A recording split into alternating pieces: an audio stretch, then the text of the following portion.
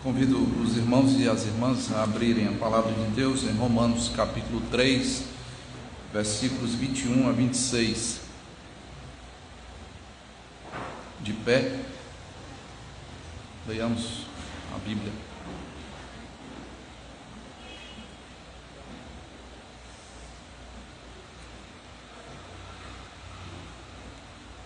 Romanos capítulo 3, versículos 21 a 26 diz: Mas agora, sem lei, se manifestou a justiça de Deus, testemunhada pela lei e pelos profetas.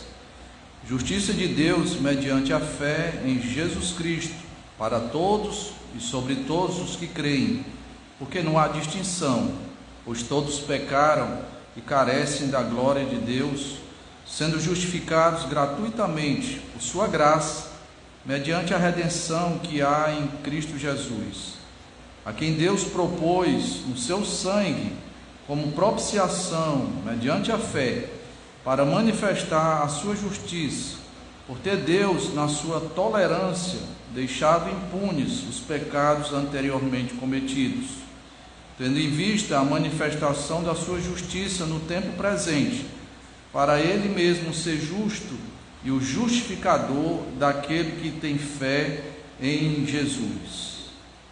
Nosso Deus, que texto maravilhoso, um texto que esclarece o teu plano de salvação. Te pedimos, ó Deus, que nesse momento todos nós tenhamos uma compreensão muito clara e precisa desse texto tão importante, e que aqueles, ó Deus, que ainda não desfrutam dessa grande bênção, Senhor, da justificação, que essas pessoas possam experimentar esse doce ato, Senhor, esse ato de justiça, esse ato de graça que o Senhor faz para nos trazer a uma nova realidade, para nos livrar das garras do pecado, para nos retirar da condição de pessoas debaixo do pecado, condenadas, para uma realidade, Senhor, de perdão de pecados, de justos, pessoas declaradas justas por Ti e pertencentes agora, Senhor, à Tua família. Ó Deus, tenha misericórdia de todas as pessoas que estarão ouvindo essa palavra, que essa palavra traga salvação, Senhor, para a glória do Teu nome e para a alegria da Tua igreja. Assim te pedimos, em nome de Jesus. Amém.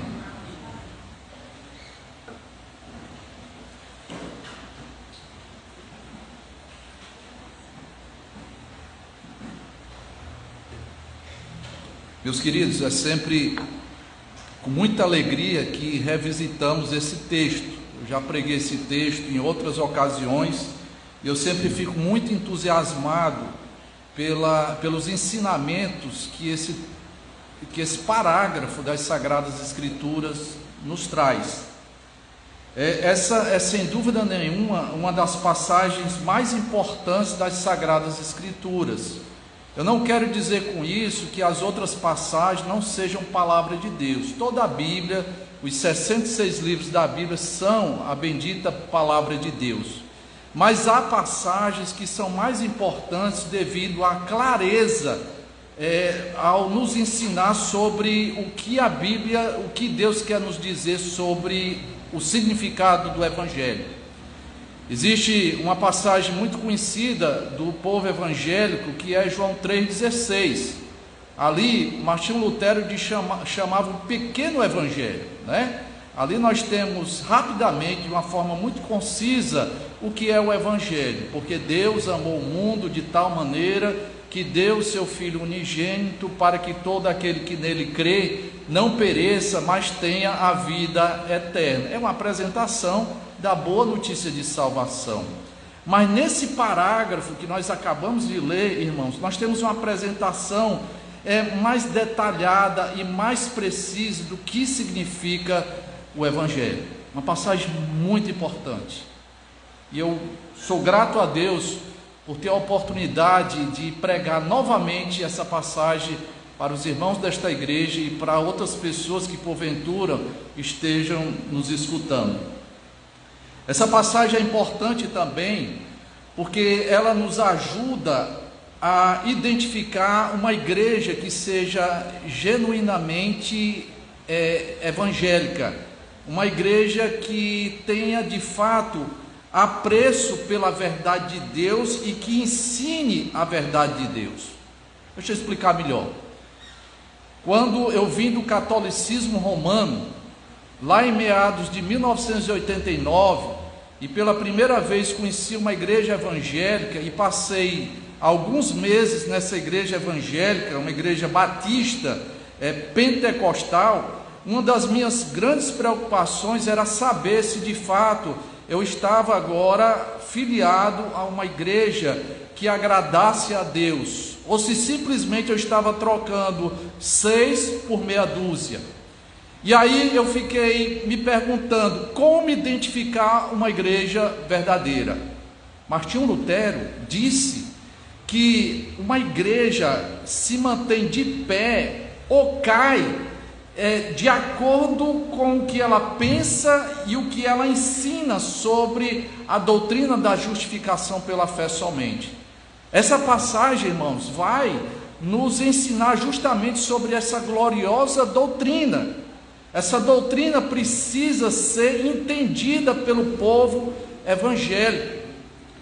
Tal é a importância dessa doutrina. Então, se você quiser conhecer uma igreja boa, se você quiser se filiar a uma igreja que realmente tem a pretensão de agradar a Deus, procure saber o que essa igreja ensina sobre a doutrina da justificação pela fé somente.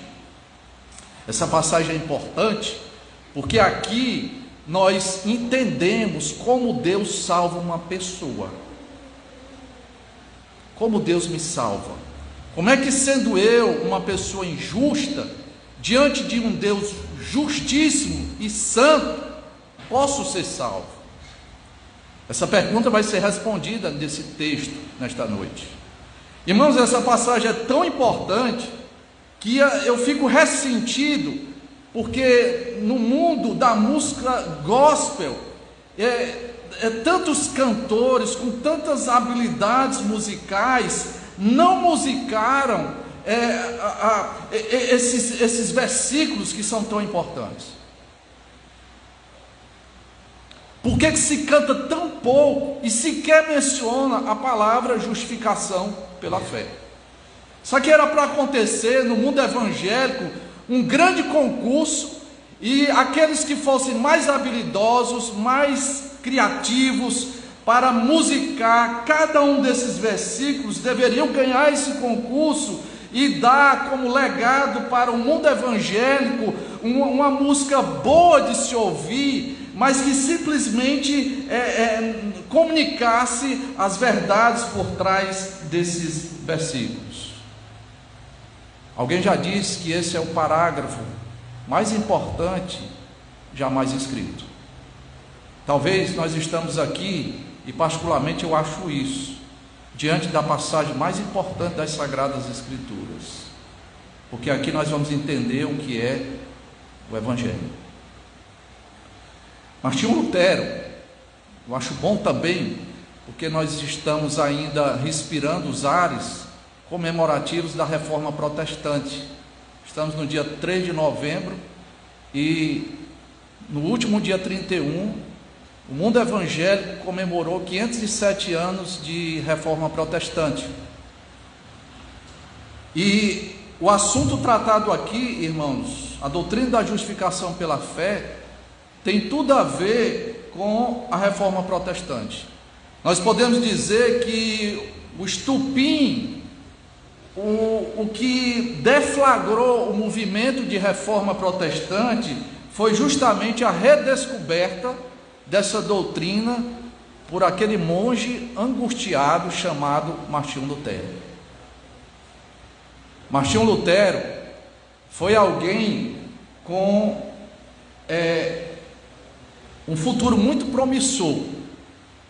Ele tinha tudo para ser um excelente advogado e ganhar notoriedade se enveredando por esse caminho. Mas ele abriu mão disso. porque ele percebeu que havia coisas mais importantes, havia algo na sua vida que precisava ser resolvido.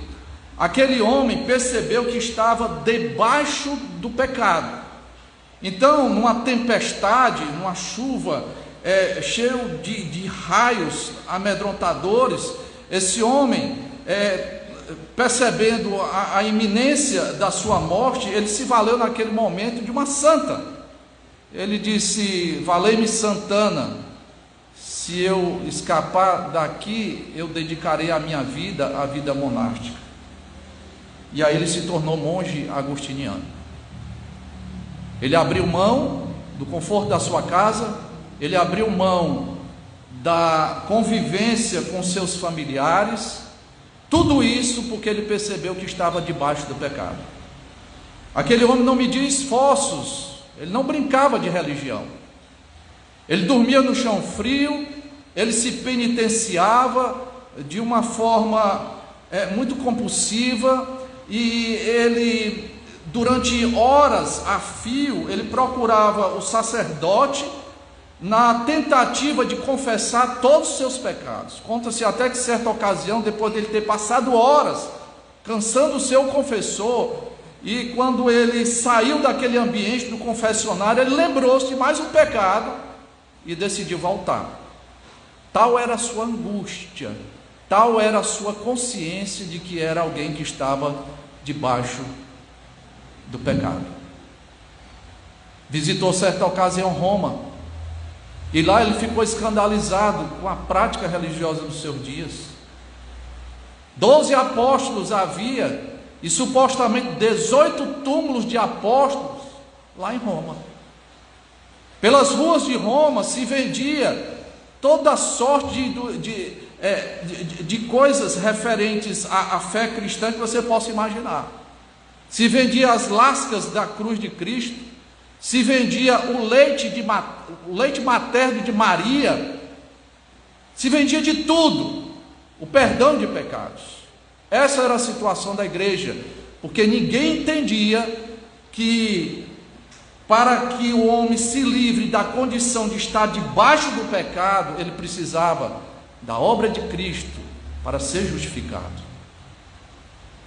Até que, em certa ocasião, Martinho Lutero, estudante da Bíblia, ele se deparou com um texto de Romanos, lá no capítulo 1, versículos 16 e 17, e ele compreendeu, irmãos, a verdade do Evangelho, e ele disse que é como se as portas do paraíso se abrissem para ele, porque pela primeira vez ele entendeu que a justiça que Deus providencia para o homem é o que nos salva. Ele redescobriu a doutrina da justificação pela fé somente. Para quem gosta de poesia, para quem gosta de música, um homem chamado William Cowper, muito angustiado,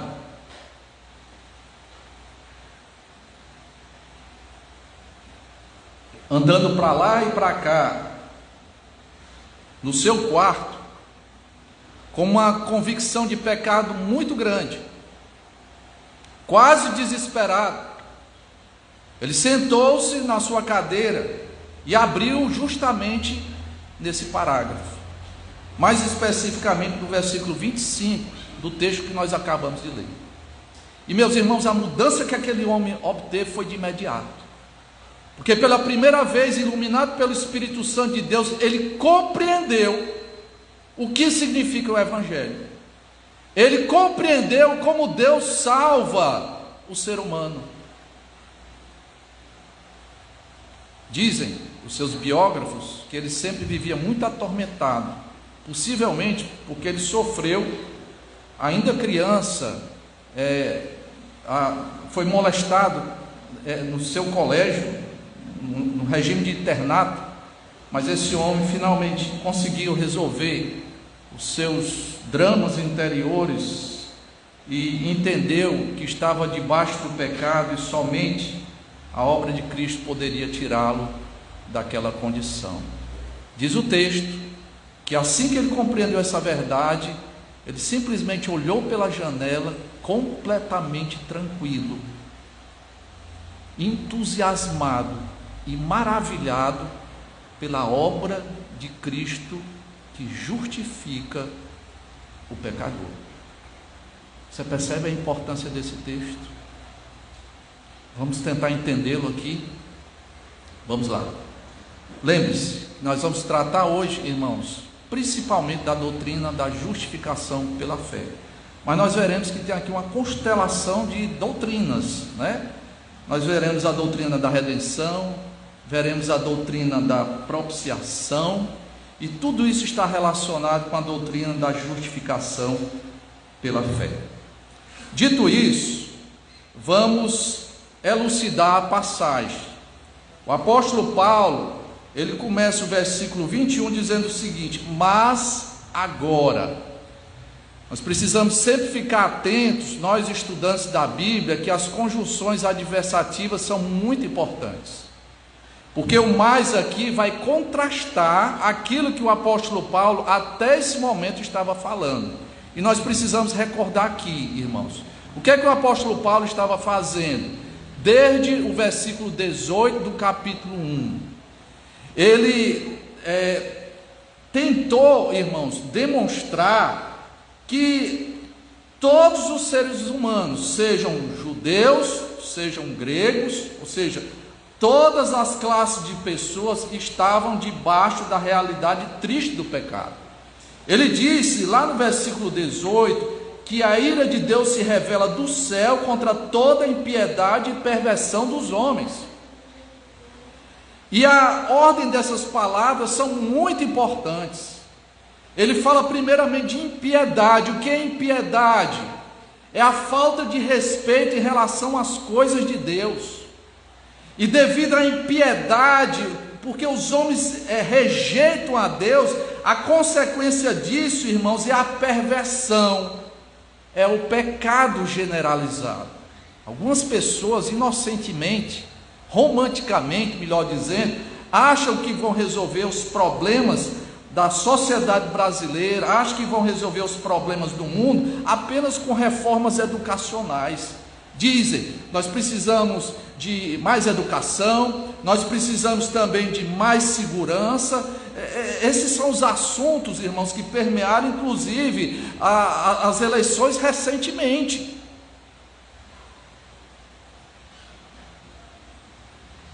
O problema do homem é que ele está matando, o problema do homem é que ele está roubando, o problema do homem é que ele é promíscuo, é que ele mente, é que ele está aberto à corrupção.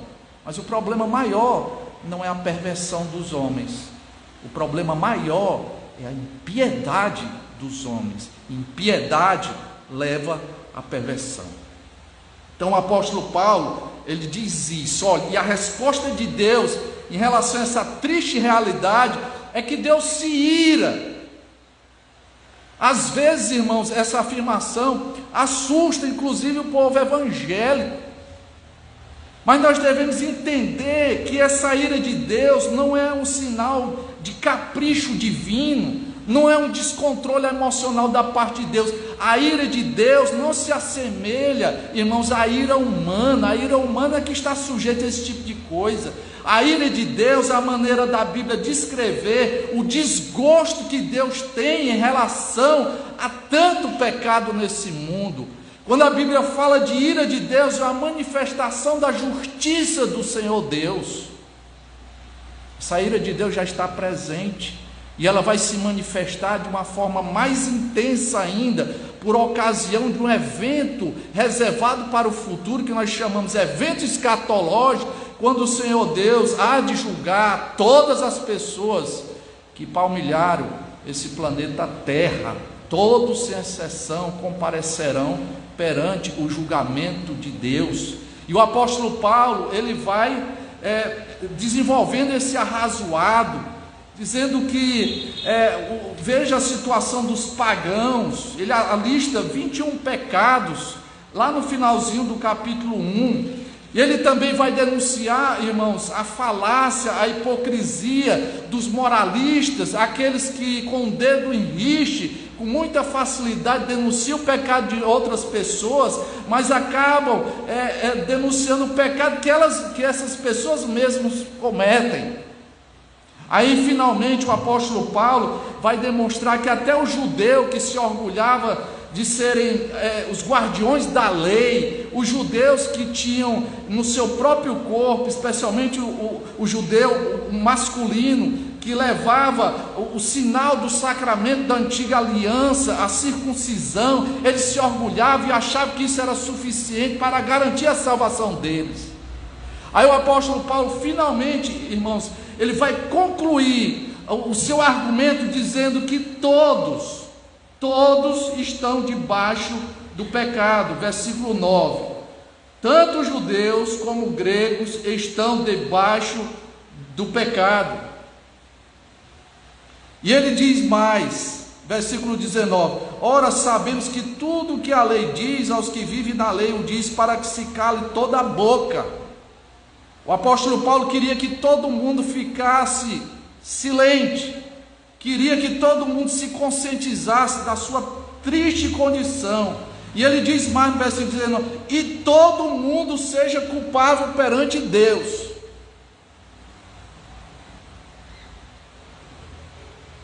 O mais reporta tudo isso, tudo que ele já falou. Isso aqui é até uma dica muito boa quando vamos compartilhar o evangelho com as pessoas. Às vezes nós ficamos preocupados, o que é que nós vamos falar para compartilhar de Cristo com outras pessoas? Alguns irresponsavelmente se adiantam dizendo assim: ah, Jesus te ama. Não é assim que se evangeliza. Já começou totalmente equivocado. Ah, Jesus te salva. De quê? Para que a pessoa valorize a salvação, ela precisa primeiro se entender como perdido. Por isso que o apóstolo Paulo começa dessa forma, falando, dando a péssima notícia que todos estão debaixo do pecado. Agora sim, depois disso, o apóstolo Paulo começa a discorrer sobre o evangelho. Mas significa isso, o contraste do que nós somos e o que Deus fez agora. Esse agora aqui, irmãos, tanto remete ao presente na época do apóstolo Paulo, como também um novo momento na história da humanidade. Esse agora aqui também é escatológico. O raiar de um novo tempo aconteceu. A Bíblia chama de a plenitude dos tempos o momento que Jesus Cristo se encarnou. E tudo o que ele fez, irmãos, é um novo momento. E o apóstolo Paulo diz: mas agora sem lei se manifestou a justiça de Deus. Entenda a justiça de Deus. Muito importante essa palavra. Lembre-se, estamos tratando da justificação pela fé. E quando falamos de justificação pela fé, uma expressão que não pode faltar é justiça de Deus. Sabe o que é que nos salva? Sabe o que é que nos justifica? É o que a Bíblia chama de justiça que procede de Deus. Quando ele fala justiça de Deus, irmãos, é exatamente isso. É uma justiça que não é nossa, que não é produzida pelo ser humano. É uma justiça que vem da parte do Deus Todo-Poderoso. É uma justiça de outro. É uma justiça alheia. Ele fala também que essa justiça de Deus que nos salva não é nenhuma novidade que o apóstolo Paulo está ensinando a partir daquele momento. Alguns acham que os protestantes inventaram essa doutrina da justificação pela fé. Isso está equivocado. Isso não é nenhuma novidade no Novo Testamento não, irmãos. Isso já estava presente nas escrituras do Antigo Testamento. É isso que o apóstolo Paulo está dizendo. Isso aqui foi testemunhado pela lei e pelos profetas. É uma expressão bíblica para se referir ao Antigo Testamento. Perceba, por exemplo, e quando ele fala de lei, não são somente aqueles mandamentos. A lei de Deus é todo aqueles 5 primeiros livros da Bíblia. Em certo sentido, até envolve todo o Antigo Testamento. Então perceba que quando o Senhor Deus deu todo aquele sistema sacrificial para Moisés, aquilo ali, irmãos, era um ensino pedagógico para o povo da antiga aliança, para o que Deus haveria de fazer. O sumo sacerdote, por exemplo, quando pecava, no dia da expiação, uma vez por ano, chamado de Yom Kippur, o sacerdote, ele se apresentava lá no tabernáculo, depois no templo, quando houve a substituição, e aí ele impunha as suas mãos sobre um animal, representando naquele gesto simbólico que o pecado do sacerdote, agora quem iria pagar por aquele pecado era aquele animal, por isso que o animal deveria ser sacrificado. Então, irmãos, esse ensinamento de que eu pequei, mas outro é responsabilizado pelo meu pecado, já estava presente nas escrituras do Antigo Testamento. Considere os profetas. O texto que nós lemos nessa noite, no momento devocional, Isaías capítulo 53, nós temos ali, irmãos, uma passagem que fala de Jesus Cristo, que ele foi moído por causa dos nossos pecados, que pelas suas pisaduras nós fomos sarados. É a Bíblia falando, irmãos, lá no Antigo Testamento, do que Jesus Cristo haveria de fazer, aquilo que a Bíblia chama de justiça de Deus. Isso já estava anunciado e testemunhado pela lei e pelos profetas. Voltando, pensando na doutrina da justificação pela fé, o que nos salva? A justiça que procede de Deus. Explica melhor, pastor. Essa justiça que vem de Deus está relacionada com a obra de Cristo. Veja no versículo 24. Sendo justificados gratuitamente por sua graça, mediante a redenção que há em Cristo Jesus. Uma palavra muito importante que deve ser compreendida por todos nós. Chama atenção para a palavra redenção. O que é redenção?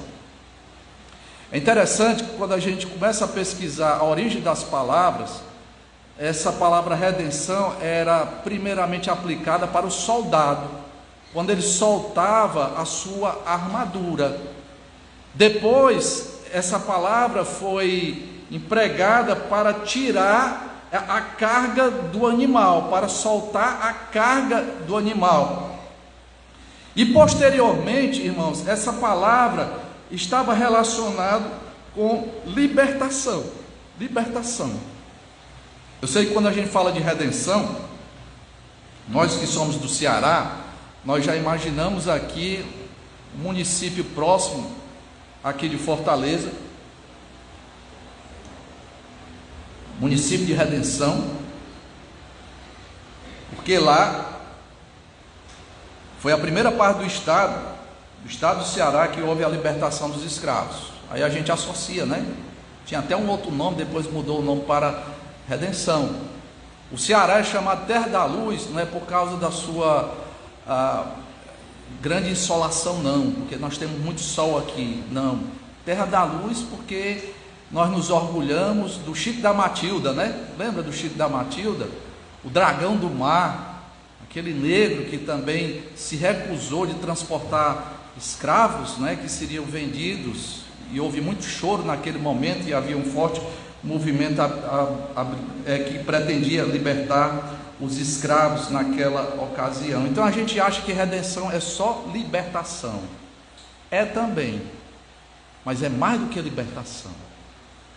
Redenção, biblicamente falando, é libertação mediante o pagamento de um resgate.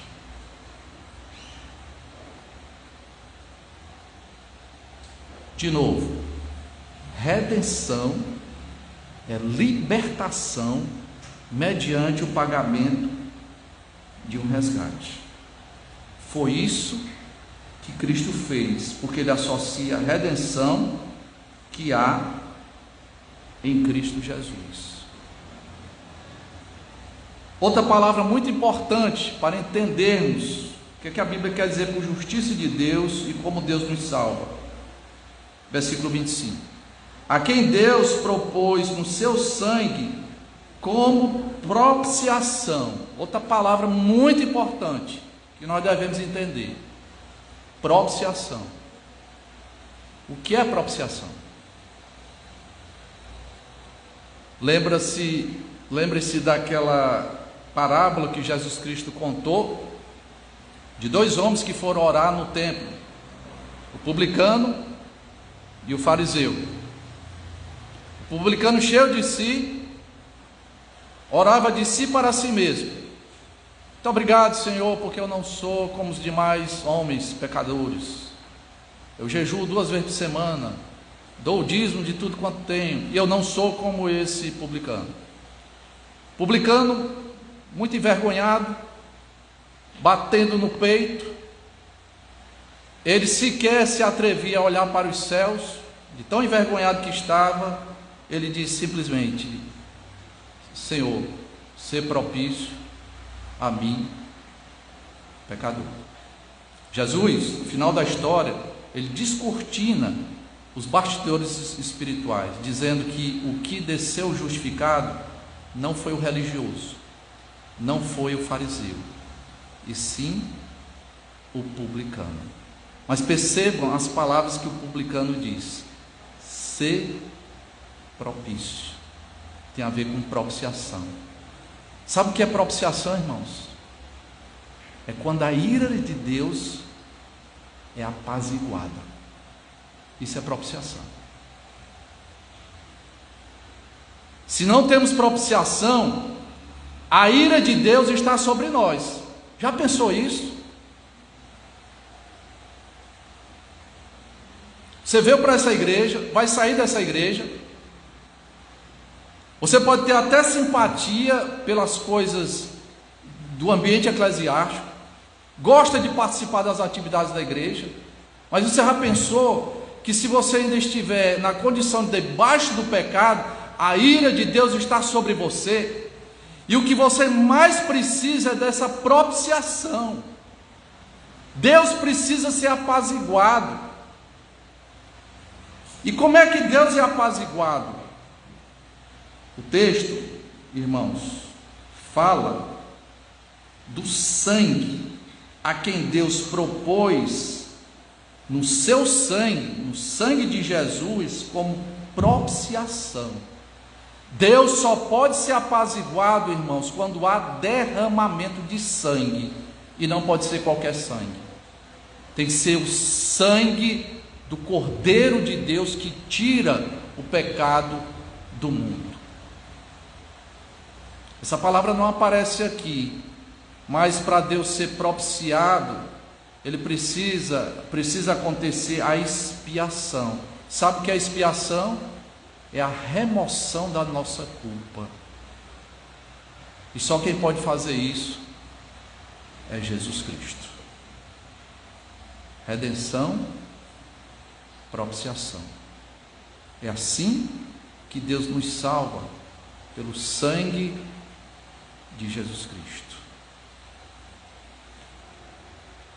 O que mais que nós podemos aprender aqui? Versículo 22 diz que essa justiça que procede de Deus é mediante a fé em Jesus Cristo, para todos os que creem. E ele vai falar da necessidade de fé também no versículo 25, a quem Deus propôs no seu sangue como propiciação, mediante a fé.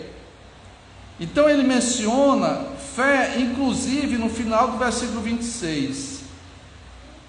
Para ele mesmo, a referência a Deus, ser justo e justificador daquele que tem fé em Jesus.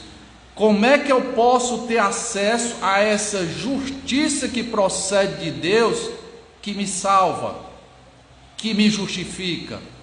E a resposta, irmãos, é somente através da fé.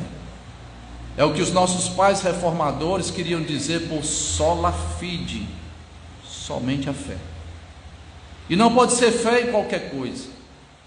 Até a palavra fé está sendo seriamente distorcida nos arraiais evangélicos, que muitas vezes fé é entendida como uma espécie de confissão positiva.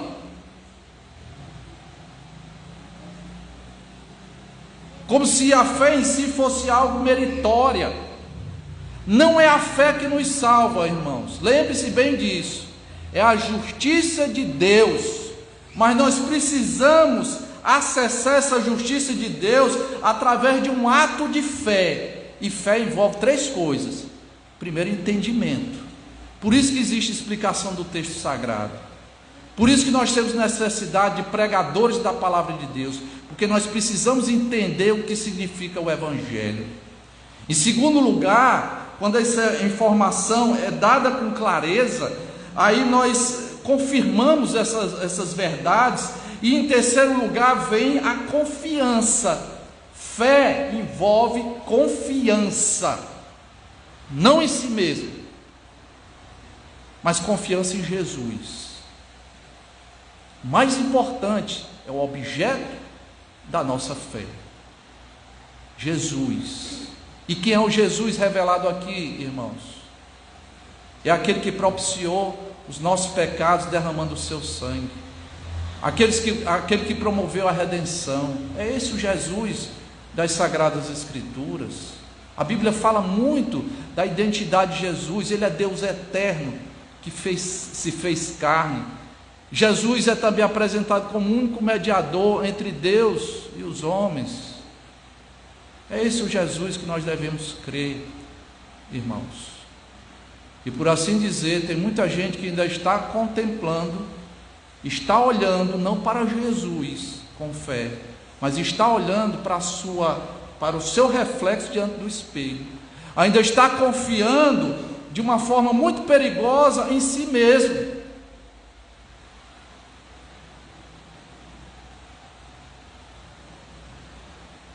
Eu quero, eu posso, eu consigo. É o que o ser humano imagina. Eu sou o senhor da minha própria história. Sem caridade não há salvação. Isso quer dizer que eu preciso me esforçar para ser salvo. Não faça isso. Pare de confiar em si mesmo. Confie tão somente em Jesus. Porque quando nós cremos nele, a justiça de Deus é colocada na nossa conta. Aí acontece a salvação. É precioso quando isso acontece. Alguém já disse que a fé nada mais de um mendigo que não tem mais nada nas suas mãos, um mendigo que simplesmente estende a sua mão suplicante aos céus pedindo ajuda. Filho de Davi, tem misericórdia de mim. Um gesto tão simples, irmãos, que faz tanta diferença. Quem me dera se Deus concedesse nesse momento a fé, porque a fé, para quem está debaixo do pecado, é impossível de ser praticada. Nós só conseguimos crer no Senhor quando Ele mesmo nos dá esse dom maravilhoso. Só podemos ser salvos ou justificados quando nós cremos em Jesus Cristo. Perceba que isso é uma necessidade de todas as pessoas, porque todos pecaram, ele torna a repetir aqui, e carecem da glória de Deus. A carência é uma falta. Falta isso na nossa vida, na vida do ser humano, a glória de Deus. Romanos capítulo 8 vai dizer que tudo aquilo que Deus criou, ele apresenta a criação de Deus como personificando, é uma ardente expectativa. Toda a criação de Deus geme pela manifestação dos filhos de Deus, a glória que há de ser manifestada, irmãos. O crente verdadeiro ele já experimenta, em certo sentido, pela fé, essa glória. O C.S. Lewis, ele falando, irmãos, de que muitas vezes o ser humano, ele abre mão de um prazer maior que é uma comunhão íntima com Deus por prazeres menores. É tão bom quando nós percebemos que Deus é real, que Deus é o nosso Pai, que Deus nos assiste mesmo nos momentos de dificuldade. É tão prazeroso quando nós experimentamos segurança de salvação, e isso é possível naqueles que creem em Jesus. Isso é um antevê da glória de Deus. O ser humano carece disso. Todos pecaram, todos são carentes disso. A oferta de salvação é para todas as pessoas. No linguajar antigo, judeus e gregos. Adaptando para os nossos dias, é para o douto, é para aquele que mal consegue assinar o seu nome, é para o branco, é para o preto, é para o homem, é para a mulher, é para aqueles que moram na periferia, é para aqueles que moram no Meireles, é para todo mundo, irmãos. Todos carecem disso.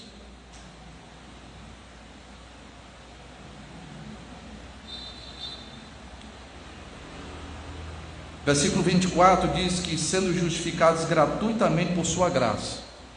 Interessante como ele repete essas duas coisas. Pastor, se o que me salva, ou seja, aquilo que me justifica, essa justiça de Deus, que tem a ver com a obra de Cristo, eu sei que eu tenho acesso a essa justiça que me salva através da fé, exercendo fé, eu devo comprá-la? Claro que não. É gratuito. Deus fez tudo e te oferece, porque o nosso Deus é extremamente generoso, muito bondoso. Graça, a bondade que Deus dispensa ao ser humano sem que nós mereçamos essa oferta de salvação, irmãos. Graça é Deus Pai entregando seu próprio Filho para morrer no nosso lugar. Isso é graça. E ele fala que tudo isso acontece sem que Deus cobre nada de nenhum de nós.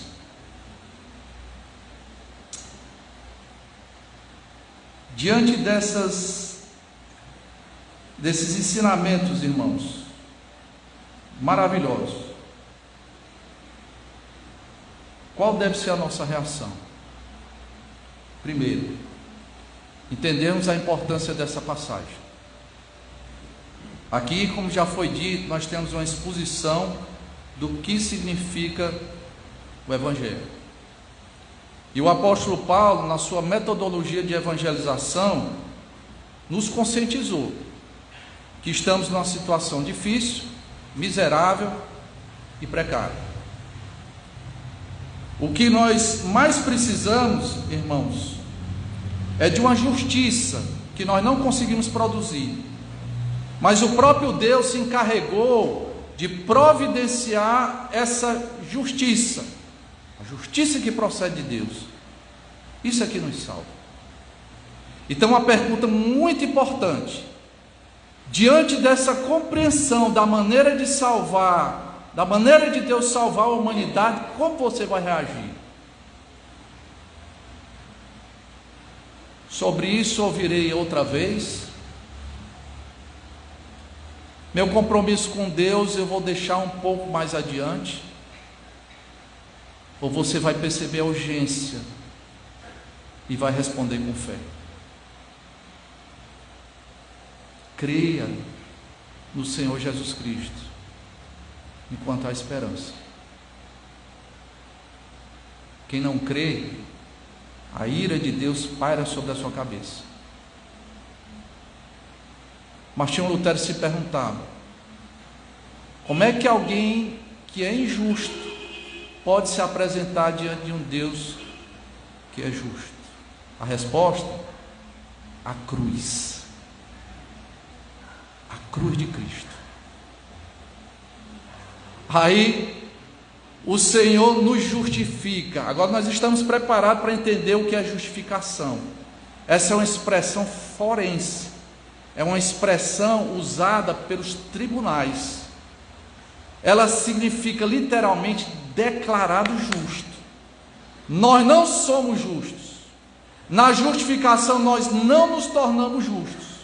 Mas na justificação o Senhor nos declara justos, por causa da justiça alheia de outra pessoa, do seu Filho Jesus Cristo. É assim que Deus salva o homem. Não fizemos nada, outro fez. E o que ele fez é considerado como se fosse nossa justiça, irmãos. Deus, vendo isso, ele bate o martelo e diz: te declaro justo. Olha que maravilha. E eu quase ia esquecendo, o texto diz também, no versículo 25, na parte final: por ter Deus, na sua tolerância, deixado impunes os pecados anteriormente cometidos. Essa maneira de Deus salvar a humanidade, irmãos, contempla inclusive as pessoas que viveram antes de Cristo. Davi, Moisés. Como é que essas pessoas chegaram à salvação? Porque obedeceram a lei? Ninguém consegue obedecer a lei de Deus. A obra de Cristo é tão perfeita que cobre até os pecados antes de Cristo. A obra de Cristo é tão perfeita que vai cobrir os pecados, inclusive, de pessoas que foram escolhidas por Deus para a salvação eterna, que ainda nem nasceram.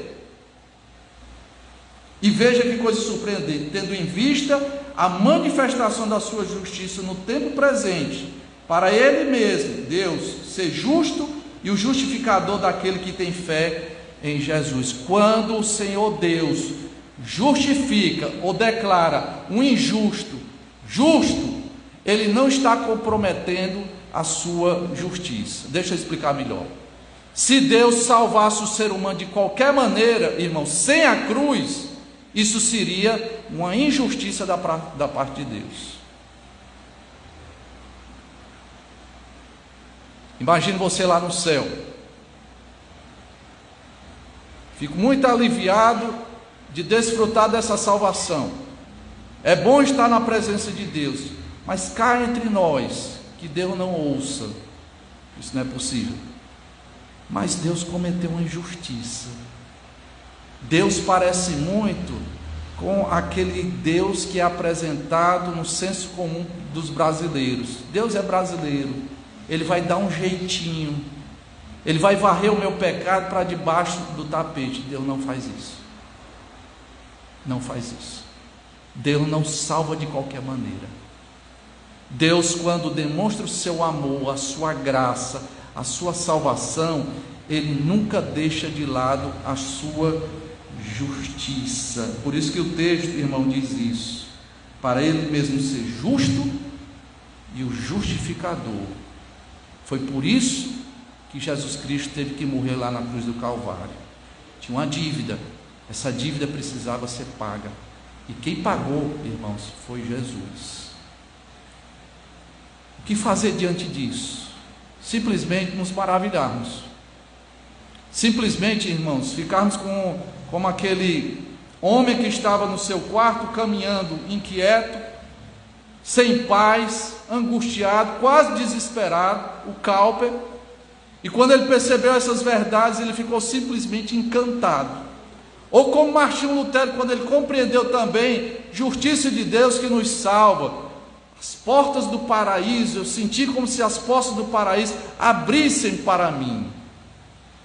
Temos que ficar, irmãos, simplesmente maravilhados com a sabedoria de Deus, com a sua justiça, com o seu amor, com a sua graça.